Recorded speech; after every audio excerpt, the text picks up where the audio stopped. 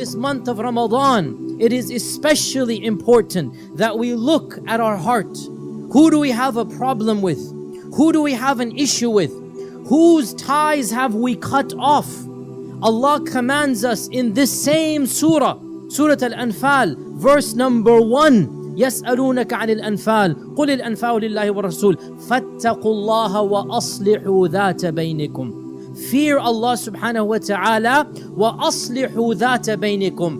Reconcile the bonds that have been broken between you. So Allah commands us, any bonds that have been broken, any ties of kinship, any friendships that we had, Allah says, join them back together again. Reconcile them back together. وَأَصْلِحُوا ذَاتَ بَيْنِكُمْ. And this is an Islamic concept. تَأْلِيفَ الْقُلُوبِ إِصْلَاحْ ذَاتَ الْبَيْنِ. The Quran and Sunnah is full of this concept. If you have a problem with your brother, your cousin, your uncle, your friend, if you have a problem with an acquaintance and you have broken off ties with them, you're no longer on speaking terms, you have a problem in your heart, Allah is commanding you, وَأَصْلِحُوا ذَاتَ بَيْنِكُمْ. Form those ties again. Get rid of that evil that you have and be as you were.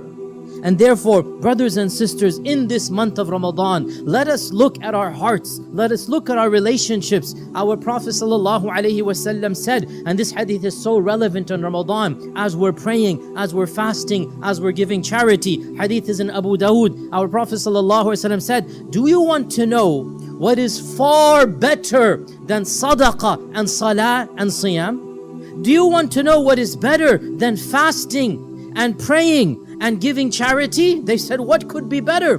He said, Islahu dhatil bayn. Bringing those ties of kinship, or the ties that were broken, you bring them back together again. So here we are standing in prayer, fasting every day, inshallah giving charity. And our Prophet ﷺ said, there is something far better than all of this, and that is to form the bonds back together again.